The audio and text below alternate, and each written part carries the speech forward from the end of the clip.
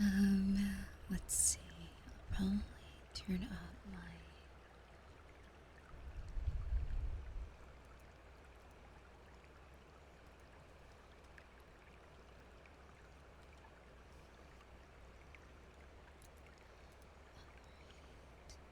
Hopefully that's good.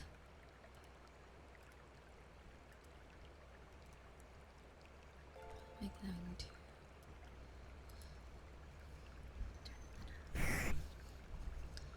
Alright, so everyone's doing alright.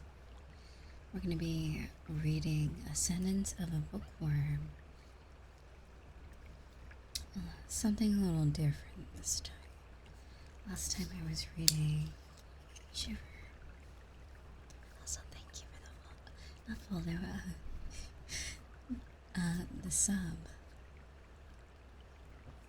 Thank you, thank you.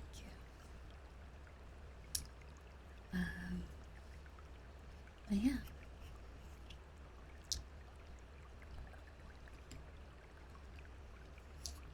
Hope studying goes well.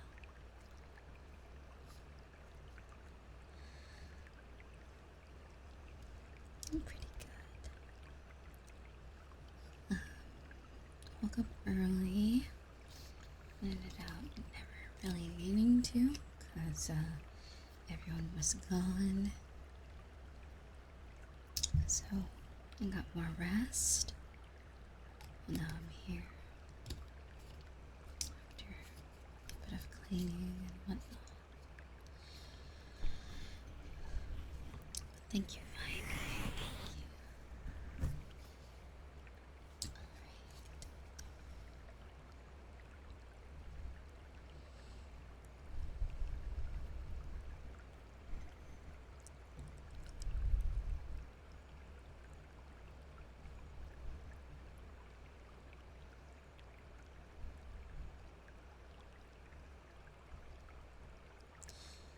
Alright, so let's begin.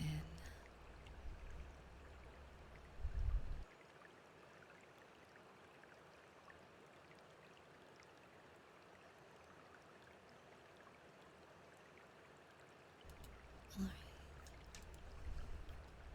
so Ascendance of a Bookworm has a prologue.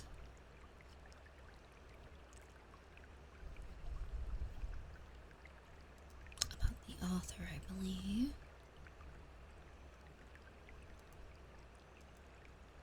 So,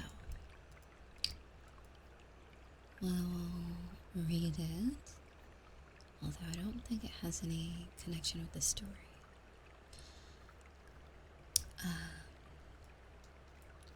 Yurino Matsu. Matutsu loved books, psychology, religion, history, geography, education, anthropology, math, physics, geology, chemistry, biology, art, language, and fiction. Books were filled with knowledge. Of all humanity, she loved them from the bottom of her heart. She felt rewarded whenever she read a book packed with facts and new trivia to her. Trivia new to her. Looking upon the world, unbeknownst to her through maps and pictures, anthologies made her feel the intoxicating bliss of her world, expanding. She was even interested in old tales, with the myths from foreign countries, as she felt they gave her a glimpse into different cultures of ages long past. They were rich with history, and she couldn't count how many hours she had lost, unraveling their mysteries.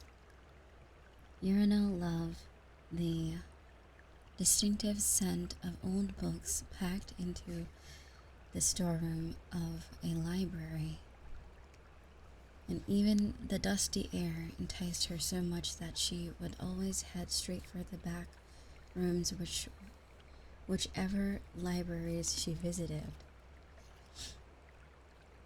She would slowly fill her lungs with the old musty smell and look over the aged books, feeling elated from that alone. Of course, she also loved the smell of new paper and ink. She had fun just wondering about what would be written on those pages and what new information awaited her.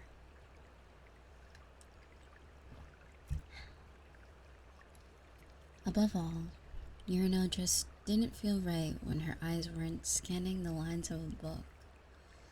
In order to survive, she always kept a book close in hand, whether she was taking a bath, using the bathroom, or even just walking around.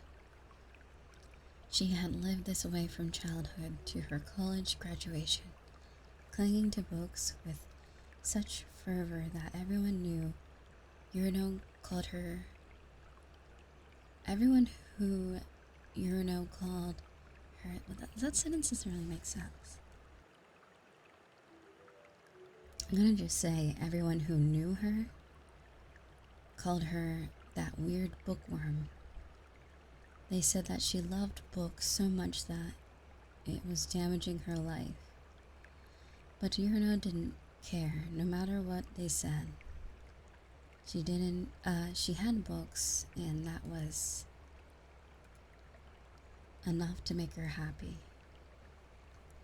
A large truck passed in front of Yurino, spewing the smell of exhaust behind it. The warm wind flew past her, brushing her bangs, but she paid them no mind. All she cared about was hurriedly holding down the pages of her book before they were flipped, and she lost her place. Yurino, come on, that's dangerous. Stay close to me. Yurino pushed up her glasses and gave a lazy response. Focusing more on the words. Oh, this is actually about the character in the story. My bad. I assumed it was with the author.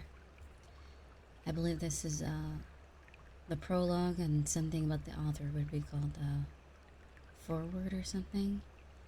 But anyway, thank you for the follows as well.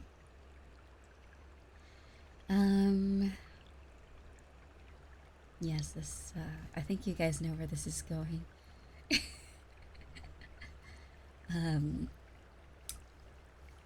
Paying Chungkun a visit. Truckun. I don't know if that's how she passes, though. We'll see. It's very cliche if it is that way, but I mean, a few isekais are like that. Yurina pushed up her glasses and gave a lazy response, focusing more on the words in front of her. She noticed that her rustling hair was getting in the way and quickly brushed it aside. An exasperated sigh drifted into her ears, and she felt someone pull her on her arm a little hard. Her brows frowned. Shoo, that hurts. Complain all you want. A little pain is a lot better than getting hit by a truck and dying, yeah? That's true.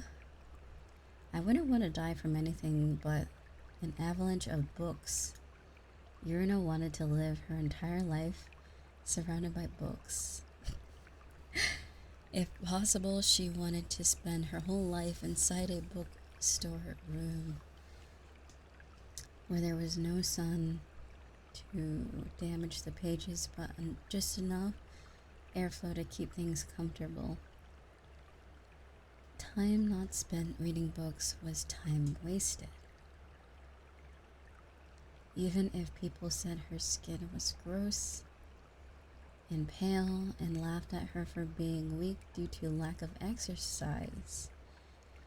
Even if her mom yelled at her for forgetting to eat she had no intention of ever letting go of her books. If she had to die somehow, she may as well die getting crushed by an avalanche of books. That'd be a lot. That'd make her a lot happier than a slow death in a hospital bed.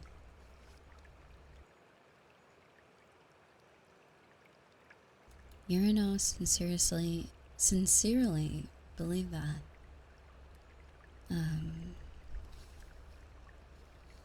I'm always telling you not to read while you walk. If I weren't here, you would have definitely walked straight into the road and died in no time. How about a little thank you? But I say it all the time. I'm so I'm so thankful. That don't sound too sincere to me. Interesting. We have some slang thrown in there. That don't sound sincere to me. I am. It's thanks to you that I can read books while I do chores. Shoo, but even if I did die, I'd ask a god to reincarnate me so I can keep reading books in my next life. Isn't that smart? Life isn't that convenient, moron. Their conversation continued until they reached Irina's house. Actually, I'm gonna zoom in if I can. If it would allow me. It's a bit small. And I'm trying to look at chat and the screen. I'm having a difficult time reading as well because my throat's a little dry today, I'm not gonna lie. Tad bit dry. But I will continue drinking some water.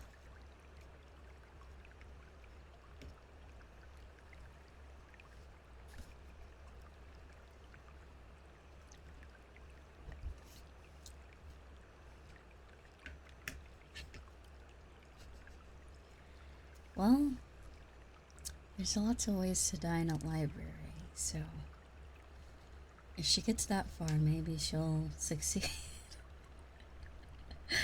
Instead of dying by truck.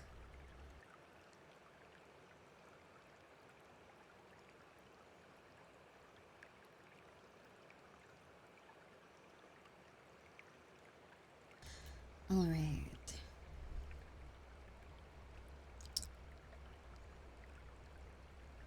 Where were we? Life ain't that convenient, moron. Their conversation continued until they reached Yurno's house. Shu entered with her rather than going into his own house next door, as they were childhood friends and went to the same daycare. They had been raised like siblings practically since birth. He always referred to Yurno's place as home, and nobody questioned that. Mom, here's what you wanted. I'll be in the bookworm. Call me whenever dinner's ready. Right. What about you, Shu? Is your mother planning on making anything? Nah, I'm eating here tonight. She's got work. I'm borrowing your TV to play some video games. Go ahead. Yurino raised her voice so Shu could hear her, as she headed straight to the book storage room left behind by her father. She headed straight to the book storage room. Wait, let's see. Oh, left behind by her father, who had died when she was very young. She opened the door and turned on the lights.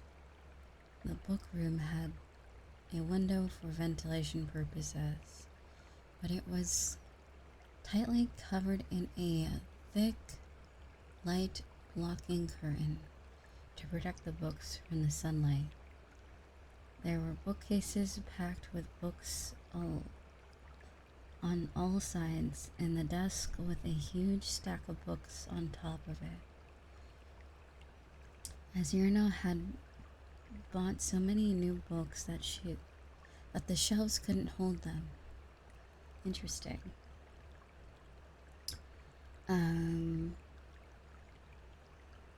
Let's see.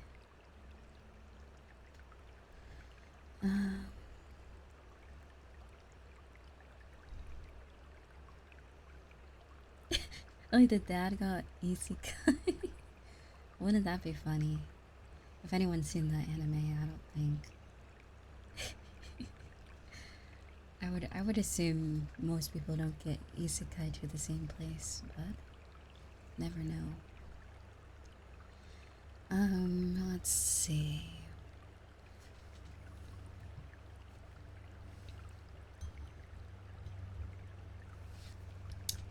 Where was I? Right, so she bought so many books, yada yada yada. Many new books that the shelves couldn't hold them all. Yuno smoothly sat into the desk chair without looking up from her book and kept on reading. Suddenly her vision shook. The concluded that the earthquake was happening and kept on reading anyways. The shaking was harder than usual, which made it difficult for her to read.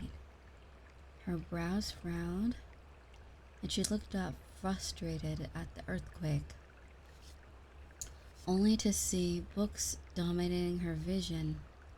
Huh? Books tumbled from the tiled shelves and rained down onto her. Unable to dodge them, Yurino could only stare with her eyes open, wide open, as she was buried beneath them. Oh, get what you asked for. Looks like she got a death by an avalanche of books, as she always wanted. Not the truck, of all things. Congrats. Anyway, it's so hot, it hurts. I hate this. Oh wait, the chapter's called A New Life. So yes, if anyone is just resting, not really paying attention to the story very well, she's a young college student around the age of 22, 20, something like that. And her whole life is consumed by books, not really people. It affects her health, her friendships, yada yada. But she has her mother and her friend, and that works out for her. Unfortunately, she does meet her demise through bookshelf, although she did request that if she were to die. So, not really much to it. Girl gets isekai'd to another world. And she's also a bookworm. She loves books. Books are her life. Alright. Hello, welcome. It's so hot, it hurts. I hate this. A child's voice cried out directly into my head, filled with the pain and suffering.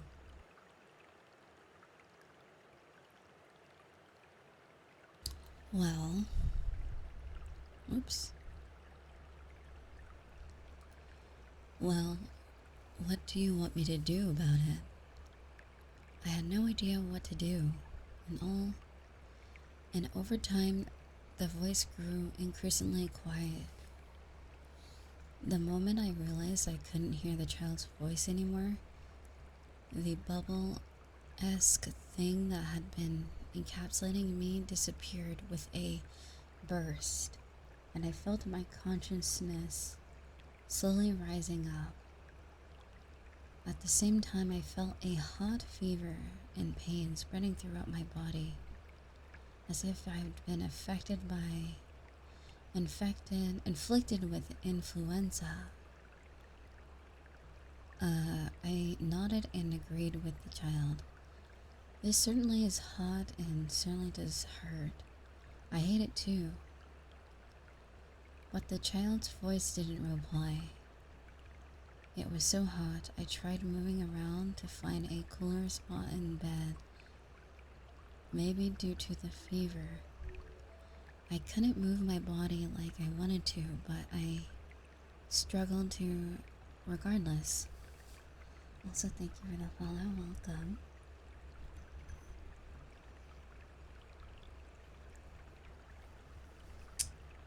That's the girl that we're gonna be getting into.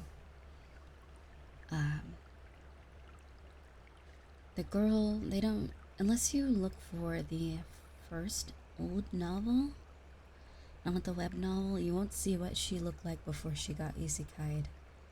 But how she looks before, she looked like a young woman. And then she gets reincarnated into a, we'll be reading that, into a child, into the next life. So that is why you see the art that way. Yeah. Alright, so gotta love that. I would hate to go through like adolescence again, so rough time for her.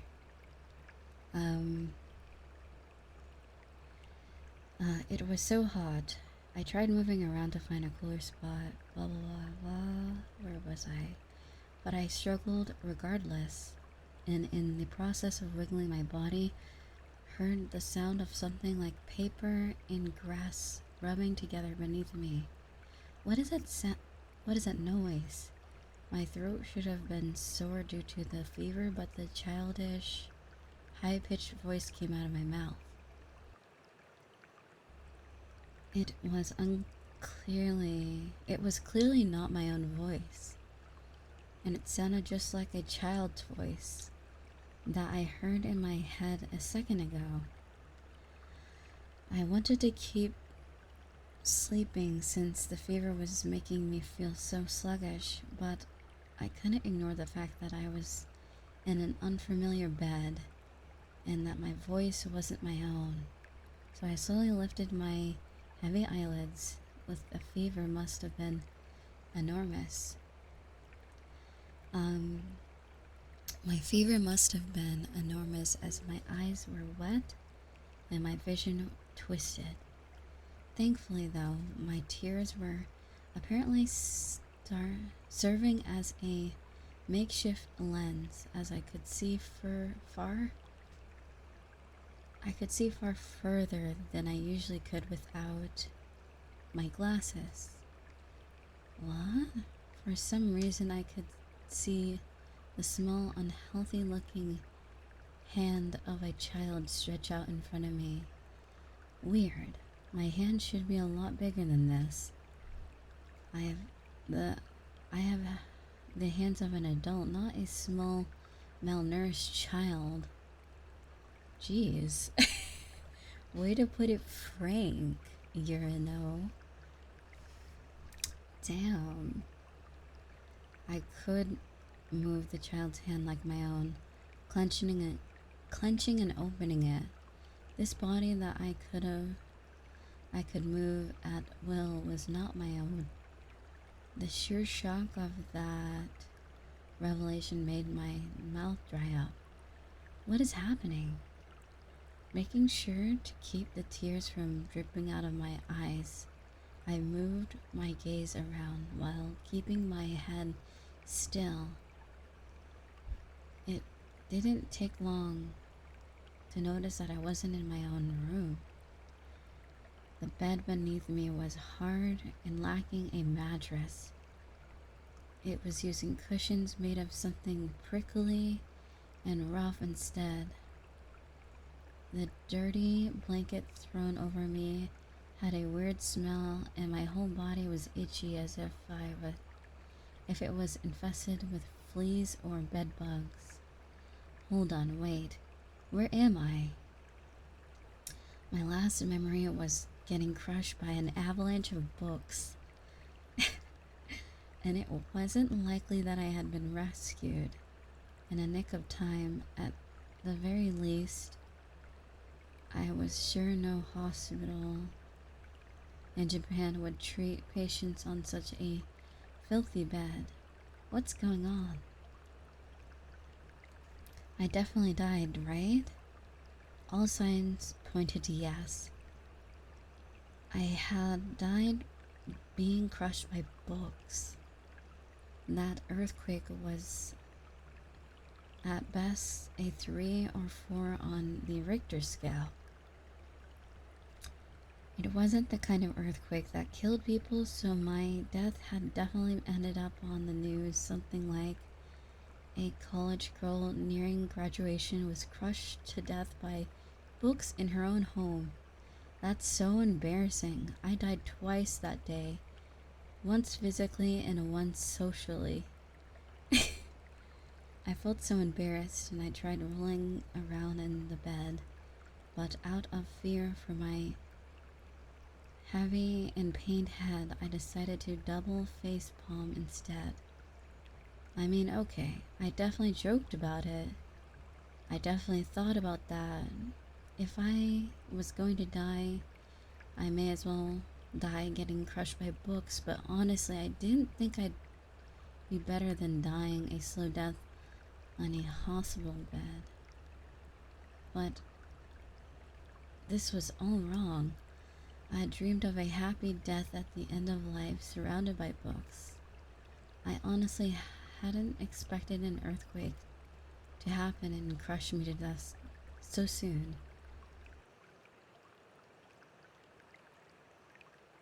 I think she's assuming that everyone's roasting her on her, about her death, the cause of death, I guess. I mean, that happens.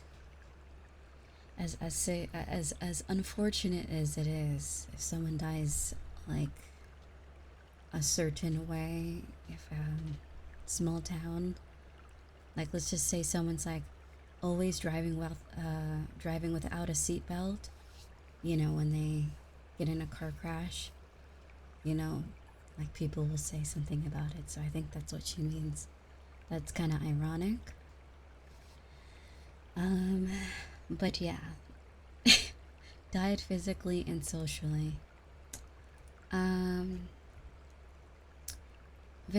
A lot of irony here. Let's see.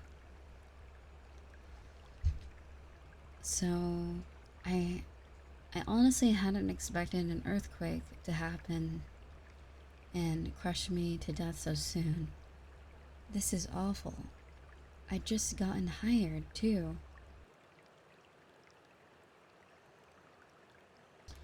Oh, my sweet college library.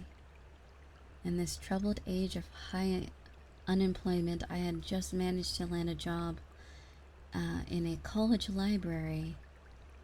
Through guts and determination to fulfill my dream of a happy life, surrounded by books, I passed all the necessary tests and interviews and finally secured victory. This job would involve spending far more time around books than any other, and the library even had plenty of old books and documents. My mom, who worried more about me than anyone else, even started crying after hearing the news. That's wonderful, You actually found a respectable, good job. I'm so proud of you, she said, tears dripping down out of her eyes. And days after that, I just up and die. My mind drifted to thoughts of how my mother must have cried after learning of my death. She, the mother I'd never met again, would definitely be mad. I could say that with confidence that at some point she'd scream, "How many times did I tell you to get rid of some of those books?" I'm sorry, Mom. I lifted up a heavy, sluggish hand to wipe away my tears. Oh no, hey Gumi. With great effort, I slowly lifted my head and sat my burning hot body up before looking around my room to obtain as much information as possible, paying no heed to my hair sticking to my sweaty neck. The room had only a few dressers for storing things and 2 tables. Apparently beds. Did she think the beds were tables? Is that what they're saying? Oh, each covered with filthy blankets. Sadly, there's no bookshelf in sight. I don't see any books. Maybe this is just a nightmare? A death nightmare? If a god had granted my wish and reincarnated me, there should have been books nearby. My wish was to keep reading books after being reborn, after all. While thinking things through with my feverish, foggy head, I stared at the spider's nest hanging off the dark, soot-stained ceiling. Soon, however, the door opened and a woman came in. Perhaps she heard me moving, or perhaps she heard me talking to myself. But either way, she was a beautiful woman with a triangular bandana tied to her head who looked to be in her upper 20s. She had a lovely face, but she was dirty. So dirty that I would assume she was homeless if I saw her in the streets. I don't know who this woman is, but she really should wash her face and keep herself clean. She's wasting her good looks. Mine. I'm assuming she's cursing? Mine. There's a bunch of symbols. I don't know if she's cursing or not.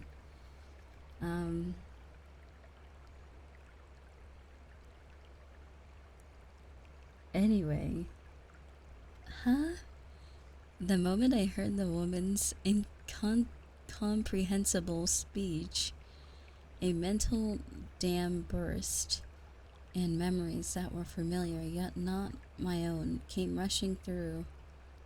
In the span of a few blinks, the accumulated years of memories belonging to the girl named Mine had crashed through my mind like a flood and beat against my brain, causing me to reflexively clasp my head in horror. Mine, are you okay? No, I'm not Mine. I wanted to protest but couldn't. I was overwhelmed by the indescribable sensation of this strange, dirty room and the weak, small hands becoming familiar to me. I got goosebumps as the language I previously couldn't understand became fully comprehensible. Interesting. So, obviously, another world, different language. Mom comes in, says, "Oh, hey, Mine," but she didn't understand until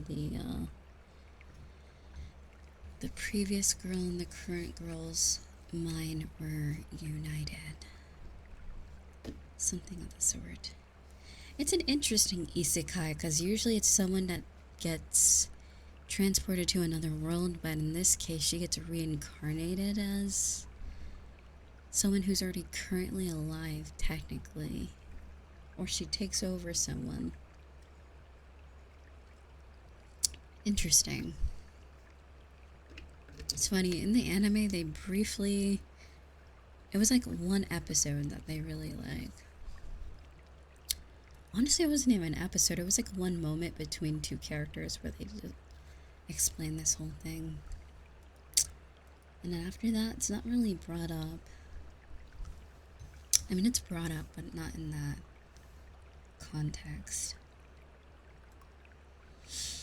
Actually, probably multiple times, but more about who she was before.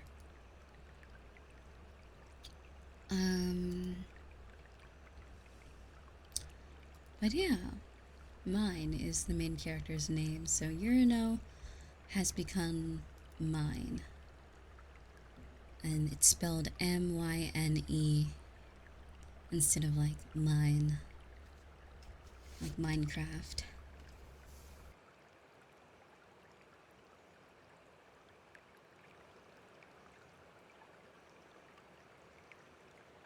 Although I think I'm gonna make some tea. My throat has never been so dry recently. Like, it's been rather humid and warm. But today is so dry. I have no idea why. So I'm gonna make some tea. Hopefully that cures me of my dry throat. Or maybe I'm ill. I don't know.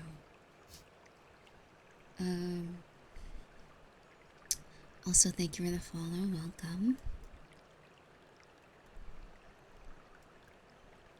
Yeah, the story is interesting. It's definitely taking its time because the anime. It's funny. The reason why I'm going to the books because the anime wasn't enough. I feel like, or I don't know when they're gonna get a 5th season, so might as well start reading the books.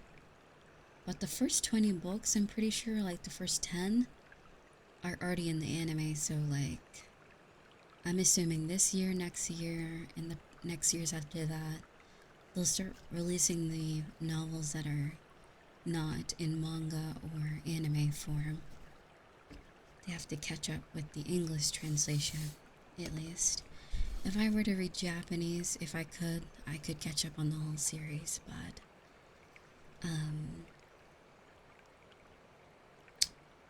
yeah, that's how it is at the moment. At least for English translation, it's very behind, so we're basically at where the anime is, book-wise. Well, not where I am. I'm starting off. That's like episode 1. Where we are, we're episode 1, where the actual book releases are. It's kind of where the anime is. But yeah, that is I think December is when the first book that wasn't in the anime finally we're getting ahead of the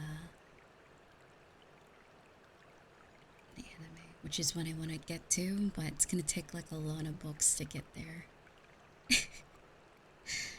A lot of books to get there, but I'm willing to read it to figure out what happens. Good story. If you like, I think I can compare it to. Not that Spice and Wolf is similar. There's no romance, at least not for now. I don't know. Actually, that's not true. There's a lot of romance between certain characters, you know. It's a different time. You know, like, marriage is very common, you know. It's like in a medieval setting, I guess. Like, sort of medieval. Maybe a little bit more advanced. The best way I could describe it is like old Europe. There's carriages, there's things like that, but there's not quite industrial, like, technology yet, at least in this world, so they're very behind. I wouldn't say behind, it's a different world, so who knows if they'll ever evolve to that point like Earth. So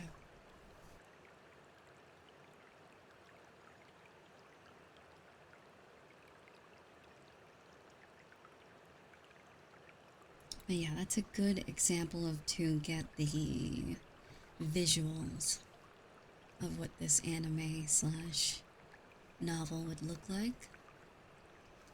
that sort of time period. Merchants, the whole like idea of merchants and like a sort of society built around maybe one powerful person and then peasants, that sort of thing. Peasants in not a mean way, they're just regular people. But that's what they call it in this era, I guess. Common folk, like the common people, commoners, I don't know. I think that's what they call them in the anime. But yeah. So, let's go back to reading. So her name is Mine. She's an ill child in this world, and Yurno has reincarnated as her, and she has a fever, some sort of illness called, oh, well, it will tell us what it's called. I'm curious to what they call it in the book. The illness she has in the anime is called something else. Yeah, actually, I did start with reading ASMR back in 2021. Also, welcome back, Christina. Yeah, I read a couple weeks ago, I was reading a book called Shiver. But now we're gonna read Ascendance of a Bookworm. It would cost me... Guys, you wanna know how much books cost? Now, it's an improvement than like how it used to be, but if I were to get the whole series, I think it's like $50. But like, I remember when books were like hard copy, it would cost a lot to buy a whole series. But like, it's digital, wasn't it? Like $5 each or something. It's really funny how it's still almost the same price and you're not getting the physical copy. I'm reading the preview at the moment, so I don't know how many pages we get for free. Which is interesting that they let you read the first book. Or at least the first few chapters.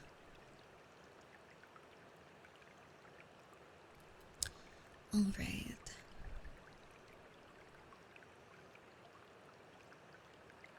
I got goosebumps. Goosebumps. I previously couldn't understand, as the language I previously couldn't understand became fully comprehensible. So, mine and Yurno are completely synced up, I guess you could say. Yes.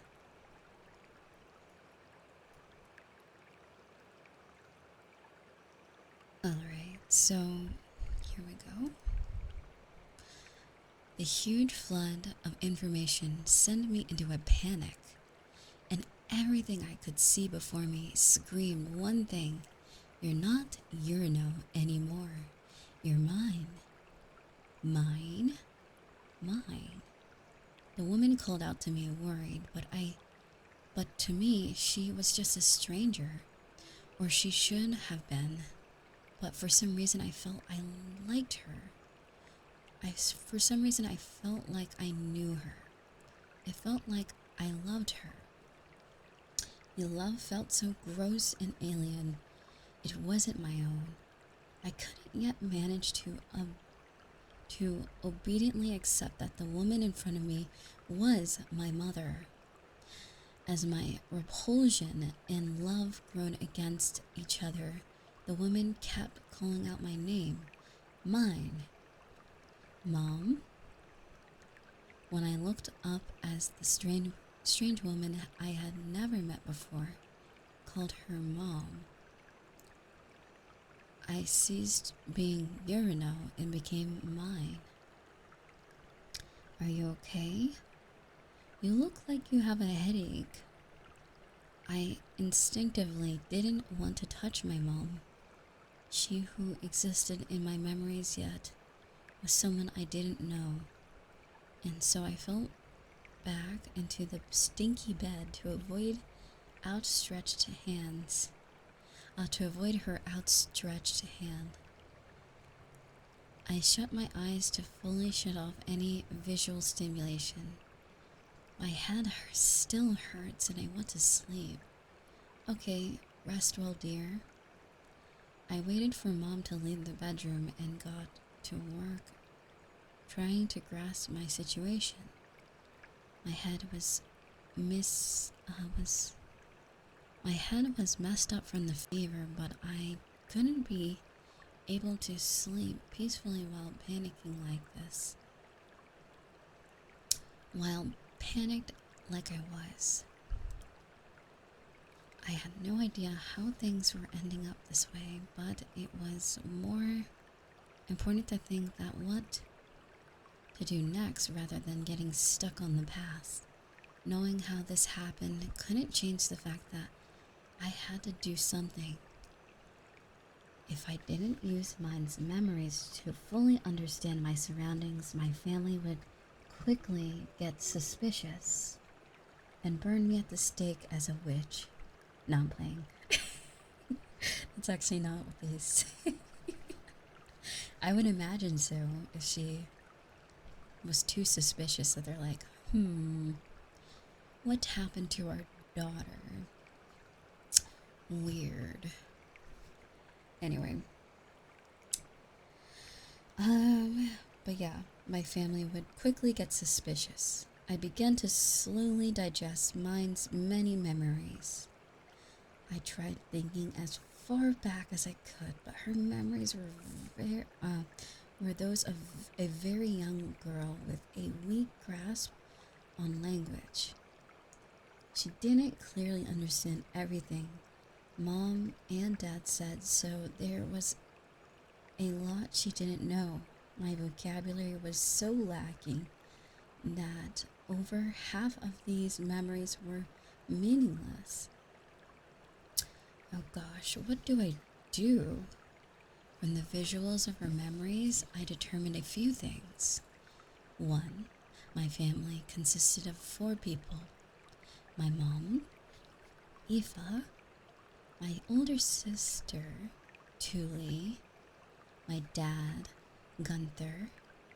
It seemed like Dad was working as a soldier or something.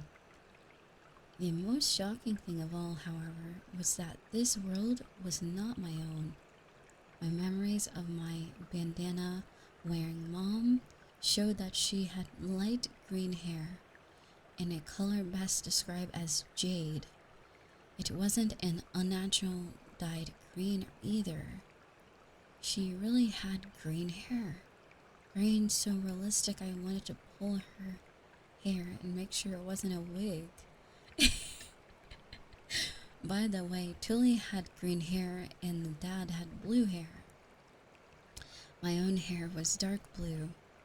I didn't know whether I should be happy with my hair, that my hair was close to black as I used to be, or said that it wasn't actually black. There were apparently no mirrors in this residence, something like an apartment located on the upper floor of a tall building, so no matter how much I explored my memories, I couldn't find any detail on my appearance beyond that. If I were to guess, based on how I look, based on how good my parents and Tuli looked, I probably didn't look half bad myself. Though my appearance had no relevance to me as long as I could read books, so I wasn't that worried about it. I didn't look that amazing as Urano. After all, I could live without being cute. Well then, What? Living without being cute? It's very bold of her.